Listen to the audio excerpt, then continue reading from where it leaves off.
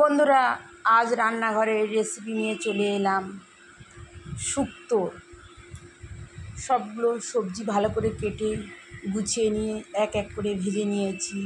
এখানে বড়ি আছে, পেঁপে আছে, রায়া আলু আছে, সজনে ডাঁটা আছে,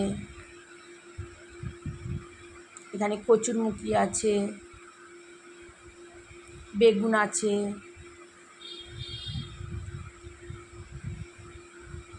বিনস আছে, উচ্ছে আছে। সবগুলো ভেজে নিয়ে কড়াই গরম করে তার মধ্যে ফোড়নের মধ্যে দিয়ে দিলাম 5 ফোড়ন, তেজপাতা, শুকনো লঙ্কা দিয়ে একটু হালকা নাড়াচাড়া করে রায়া রায়া হয়ে গেলে তার মধ্যে একটু আদা বাটা দিয়ে দিলাম। তেল মশলাটা খুব কম, কেননা সবার শরীরটা একটু ভালো না, তাই একদম হালকা তেলে রান্না হচ্ছে।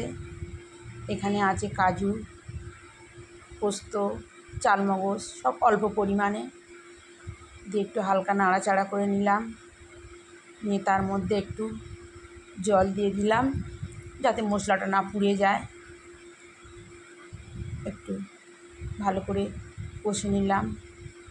মশলাটা প্রায় হয়ে এসেছে। এর মধ্যে দিয়ে দেবো হালকা করে দুধ, বেশি পরিমাণে দেবো না, সবার শরীরটা ভালো না, কদিন ধরে রিচ খাবার খাওয়া হচ্ছে, তাই একটু হালকা করে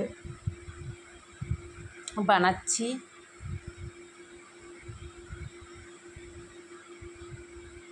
একটু পরিমাণ মতো লবণ দিয়ে দেব।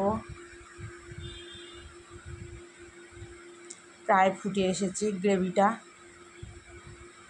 কত সুন্দর ফুটে গেছে। এক এক করে সব মশলাগুলো, ভেজে রাখা সবজিগুলো সব এক এক করে দিয়ে দেব। আগেকার দিনে রান্নাগুলো কম তেলে খুব সুন্দর স্বাদ ছিল।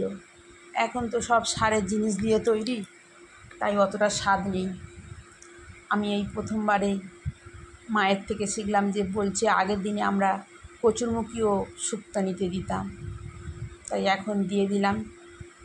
ভেজে নিয়ে একটু প্রেসারে হালকা সিটি দিয়ে দিয়েছিলাম কচুরমুখীগুলো, যে যাতে ভালো সিদ্ধ হয়ে যায়।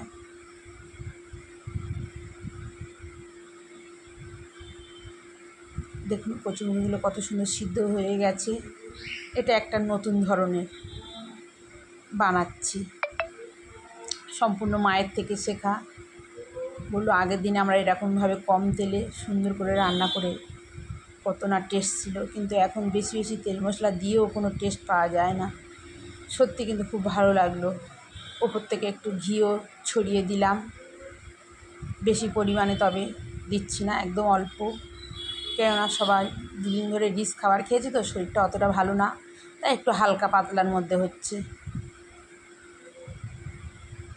সব টেস্ট করে দেখলাম নুন ঝাল সব কিছু ঠিকঠাক হয়েও এসেছে।